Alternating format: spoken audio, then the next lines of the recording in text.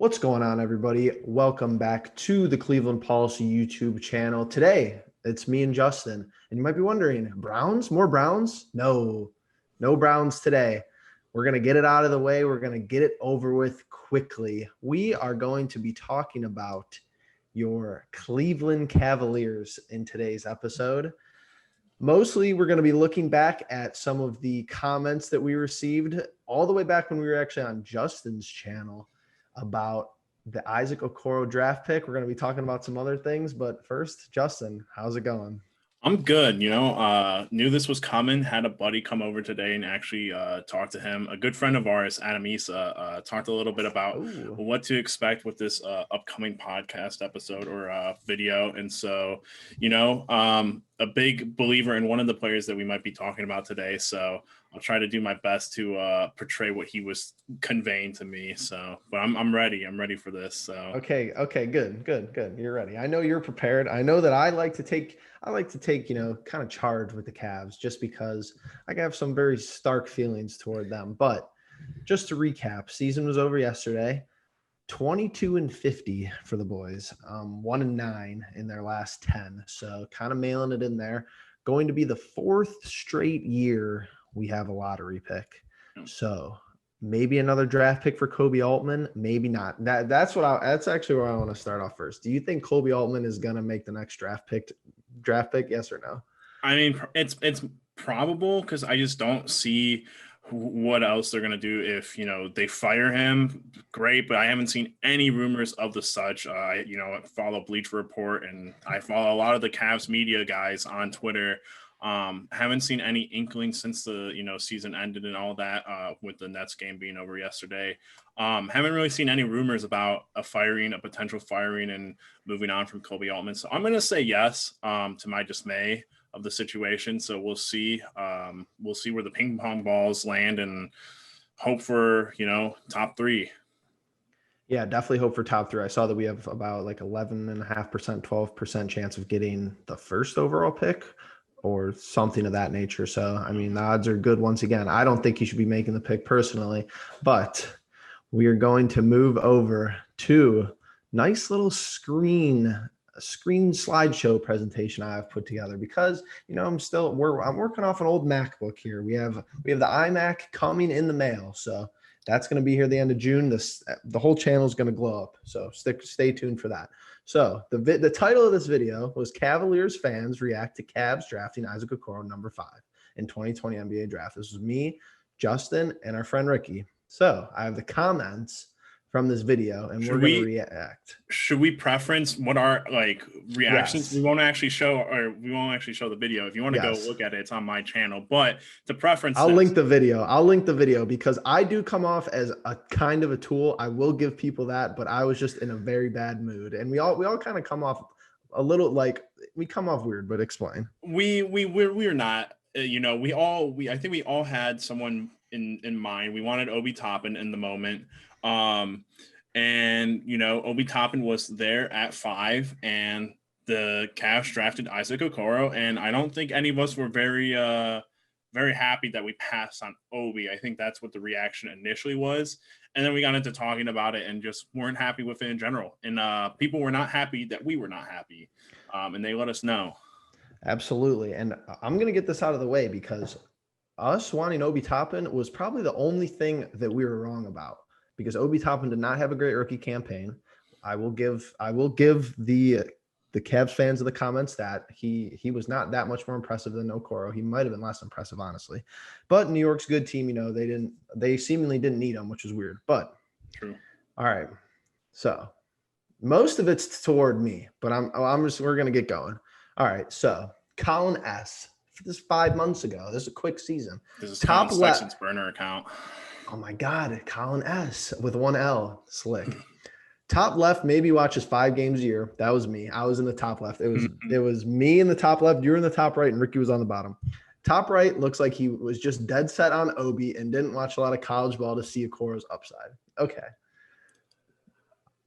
They got me. I do only watch about 5 games a year. If you've watched more than 5 games the last 3 years, you get whatever. You could call yourself a diehard Cavs fan.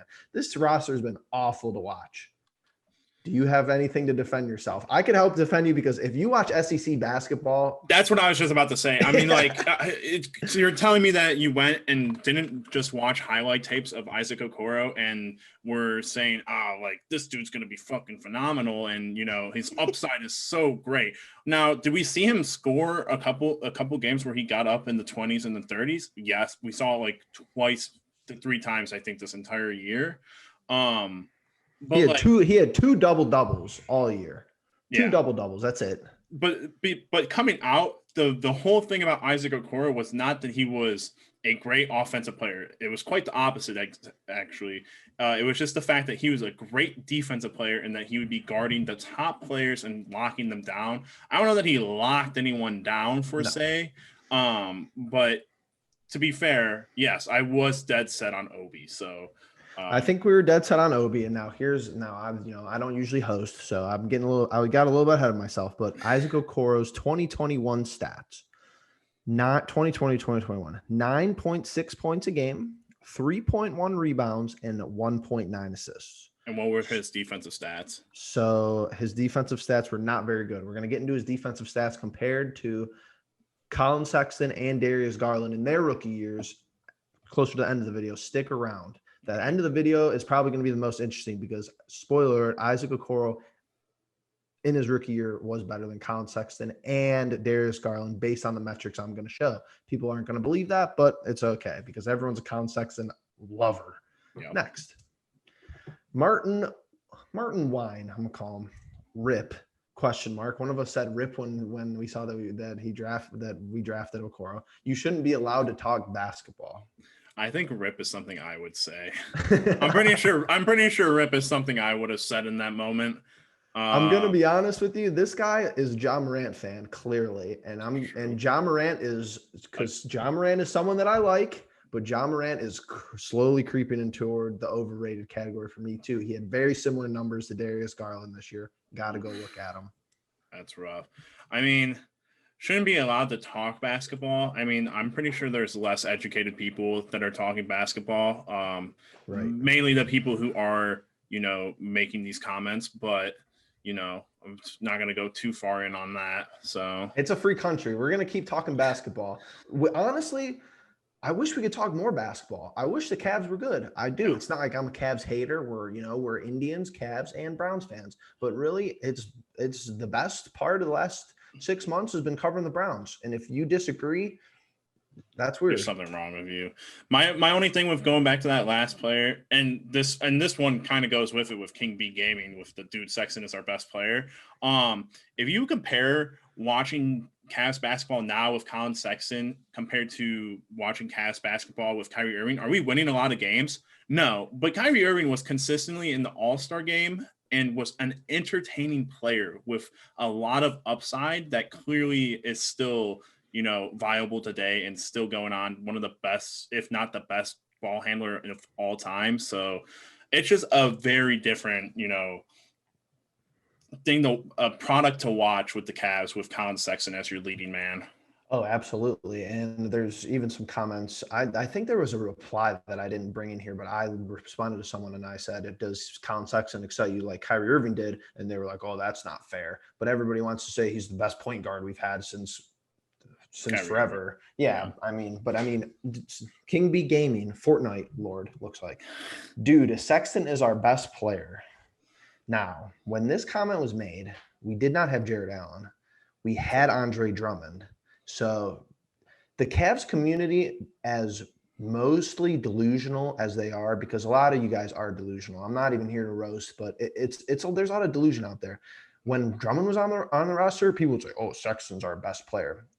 We get rid of Andre Drummond. I don't hear a lick of him. I don't hear him. All I see is Lakers fans roasting him. I see Lakers Nation Twitter roasting him, how he's so average. So this is kind of a weird flex because it's not that hard to do, especially when our roster. When you look at our roster, I'm not saying it's a star-studded roster, but him being the best, just because you look at the stats and he's got the best stats on the team, that doesn't really mean a whole lot to me. Yeah, I'd make the argument that Jared Allen is probably, when he's healthy, in the lineup, I'm pretty sure he's our best player. Yes, at this current time, I would agree. Yeah, I think there's actually if there's a stat of top wins, highest win share generator during the regular season. I'm pretty sure Jared Allen is at the top of that list for the Cavaliers. That would make sense to me. Yeah, that's a stat that I just had pulled up here because I was looking at records and it just popped up here. So, by the way, Colin Saxon in his 3 years here, not a part of that. Larry Nance is the other one in the past 2 years. Well, I found wins above replacement, and Colin Sexton, after the last game of this season concluded, he made it above 0 this year. So I'm very proud of him, but he did not make it to 1. So, yikes.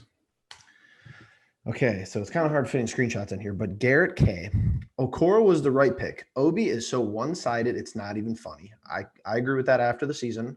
Horrible on defense and is already 22. Also, what's dude talking about Sexton being a bum, ? Hope he's trolling because Sexton is one of the most underrated guards in the league. Okay, here we go. Here we go with the underrated. Oh, he's the back-to-back. He's the best player on the roster and he's underrated. Okay. He's already transitioned out of what we drafted him as. That is probably my biggest beef with the guy. We drafted him to be a point guard. He's in the ESPN stat books, point guard, shooting guard, because he averages 2-3 assists a game, in between 3 and 4 assists a game. So most underrated guards in the league. I'm going straight rebuttal. I'm saying he's already one of the most overrated guards in the league, coming from the Cleveland Cavs fan base. Yeah, I just think my problem with getting into more of the the Sexton hate or the optimism is just like, he's part of a team that is not surrounding him with talent. The year after he's drafted, they went out and grabbed another point guard, which does not bode well for, what they're going to do, what they had planned even. Getting Okoro this third year made a lot more sense in terms of like what we needed. The dude was right about Obi being, not great, but I think we'll give him that. I think the Saxon thing is a bigger conversation that we're going to have later on, where obviously you'll get more into it about why you think, what you think, and I'll try to defend him a little bit. Okay. Boom Tut.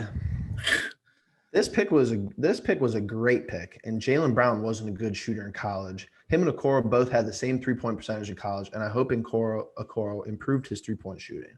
Okay, here's what I'm going to say about this. He shot 29% from 3-point this season, and he shot like 72% from the free throw line, because I don't watch any of the games, but I know all these stats off the top of my head because I have to prepare for a video. But not a very good shooter.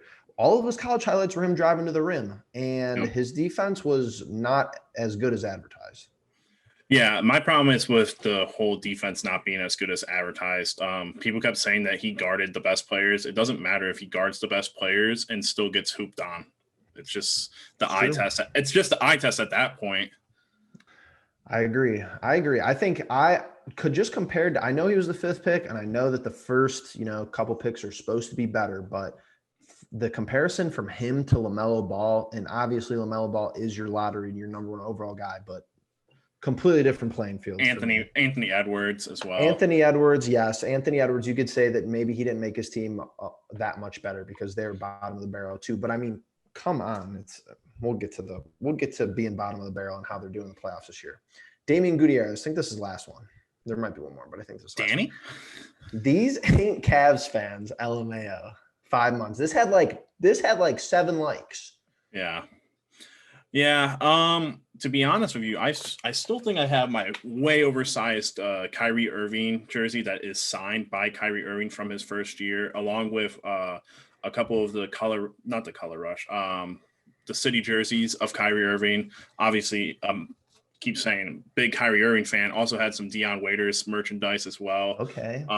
But like to be like, you're not Cavs fans. Like, obviously we're Cavs fans if we're reacting for the sole purpose of the Cavs, and having a reaction for the Cavs is, I think that's pretty funny to think of, just not being a Cavs fan for this in general. I mean, it's a low blow. Honestly, up until this point, and this is going to be tough to say. This is really tough to say because of what just happened last season, the NFL playoffs. But the 2016 and even the 2015 Cavs playoff runs have still been my most exciting Cleveland sports memories since I've been alive. 3-1. I mean, I understand you beat Pittsburgh in the playoffs in Heinz Field. But 3-1, you're not beating 3-1 for me, unless the Browns go and do the thing. It's close, but LeBron 3-1, LeBron, Kyrie. All right, maybe I have two more. Okoro was the right. This is the best one. Peter Wang, shout out Peter Wang. I even liked it. Okoro was the right pick. I wanted Obi too, but he's not what we need. Yeah, I mean, that was cordial. If you're going to be cordial, just be cordial. If you have something to say, just be cordial. Or if you have something mean to say, just say, oh, I want to come on the Zoom and I want to talk to you guys face to face. That's fine too. Yeah, you gotta be able to walk the walk and talk the talk. Yeah, I mean, this is just flat out. You watch the season. I don't think Obi really got an opportunity to do a lot over in New York. I'm pretty sure his minutes were below 10 a game compared to Okoro, who I think was above 20 for sure. So, and in the starting lineup, of course. But yeah, this is just clear cut. Like, yeah, this is the right comment. Yeah, definitely. Peter Wang, good job. All right, this is the last one. Gavin Davis. Sexton is a bum, ? Yeah, dislike this BS. Yeah, I'm not going to lie. This one's good too. That's pretty funny. I'd rather have a dislike than nothing, to be honest. Just kidding. Drop a thumbs up. I honestly, like, when it's coming to this about like this kind of stuff, I honestly really don't get too affected by like the dislike of something unless like it's like with a comment saying what was wrong, and if it's valid. This is just like, this person has a different opinion than I do. Dislike this. And it's just like, all right. I honestly don't think I've ever disliked a YouTube video. No, neither have I. I just don't see it. I mean, I just stop watching. I like click out of it or something. Just click out. Okay. So Sexton is a bum, ? That's a good transition because so I might honestly just pull up the I think I'm just going to pull up this website because I wonder if it's the same one that I pulled up just really quickly before this started. So, no. Here we go. I just needed to get out of the share. Okay. So how's it looking? Good. Here's my nice Excel document. I took an Excel class this semester, so I've been using it a lot. So we're looking at, this is from 538. It's a website. Google it, throw it in your Google machine. It's called Raptor. Their stats called Raptor. I have a little description here. I'm probably going to tweet this out. So follow us over at Paul's Cleveland if you want to see this, in closer detail, but it's pretty clear right here. So this is box plus minus and real plus minus, two stats that I reference a lot. And, I feel like a lot of people throw those numbers out and they might not, people might not know what you're talking about. So here's a good example. So it says, for instance, a player with an offensive Raptor rating of 2.1 boosts his team's performance by 2.1 points per 100 offensive possessions while he's on the court. So it's all about while you're on the court, obviously. Likewise, a player with a defensive Raptor of plus 0.34 would improve his team's defense performance by 3.4 points. So if you add those two together, that's 5.5. So an overall Raptor for that example would be 5.5 plus 5.5. Okay, so now we have Colin Saxon. His rookie year, minus 8.3 total Raptor. So the Cavs per 100 possessions that Colin Sexton was on the floor, the Cavs, he had a negative contribution of 8.3 points, basically.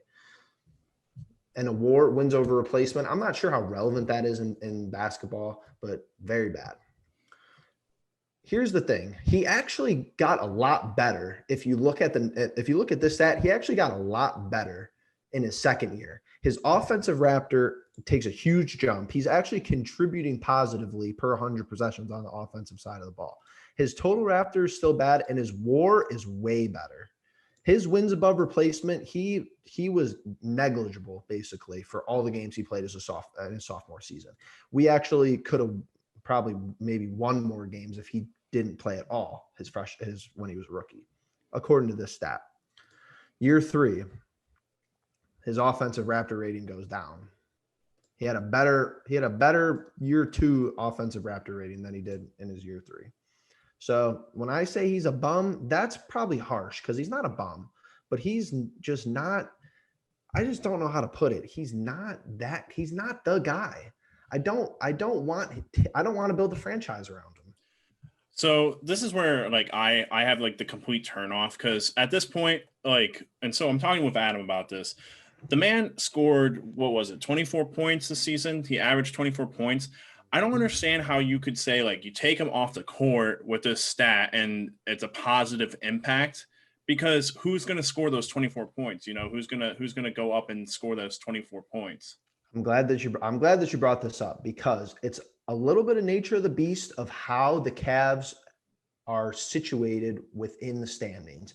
And I'm sure that's how a lot of these numbers are affected, but it's kind of the truth. So he averages 24 points a game. This is a good point. Mm-hmm. So this rating, the total and the WAR, is a lot about defensive metrics. If he's getting torched every night, and I hear he's this great, nice defensive minded guy, you see him slapping the floor. That hurts these numbers a lot. And this is what me and Bennett talk about the most, is this is what people don't understand, because if you don't watch the games, you wouldn't understand this. And apparently I don't watch the games, but the best part of Cavs games the past 3 years is if you turn it on with like 6 minutes left in the fourth quarter, because we're getting blown out majority of the time. We're 21-50 this year. We're getting blown out, and Colin Saxon's out there driving to the rim and scoring against second and third string players. He's scoring. His 24 points a game are coming. How many points does he have in the fourth quarter against the bench when the Cavs are down 30 to Brooklyn? Yeah. Well, to go with that, I mean, obviously, but what about the games earlier on in this year when the Nets trade for James Harden and he drops 50 points and, gets a win over that team? Obviously, you can't really make the argument about, well, the win is what matters, but I'm talking more about, just the 50 points that he drops in that game. I don't think that you can like accentuate that into these kind of stats where it's like, well, if he does that just one time, then it doesn't really matter, but it shows the potential. It's like, for me, at some point, I can't get into these stats because I'm more of an eye test person. If I can see what I'm watching and I can see the potential there, which I think he has potential. I don't think like you, in the sense that, I believe that it's hard for me to say that he's the guy. He's the best player on our team. Besides Jared Allen, but I can't get behind the fact that, like, all right, we need to keep waiting and keep waiting and keep waiting on him. We need to go out there and get someone like a Chris Paul who elevates an entire team from being a 15-win team, 30-win team to a second best seed in the Western Conference. Because Colin Saxon isn't going to do that. It's the only like bad thing I'll say about him. And that's when it comes to eye test, that's kind of how I use my eye test. I haven't seen him make anybody better. When Kyrie was a rookie and in their second season, I thought Kyrie Irving maximized the Tristan Thompson potential as far as how raw Tristan Thompson was, coming into the draft, coming into the league. Yeah, he was switching hands for a lot of things. Exactly. And I thought they were a good duo for draft picks, but I haven't seen any. I've actually seen the complete opposite with Colin Sexton. I've seen people not even want to play with them. It seems like there's always stuff coming out about how, I don't know if Kevin Love doesn't want to play with them. I don't know who does. I don't know if there's just bad beef in the locker room with him.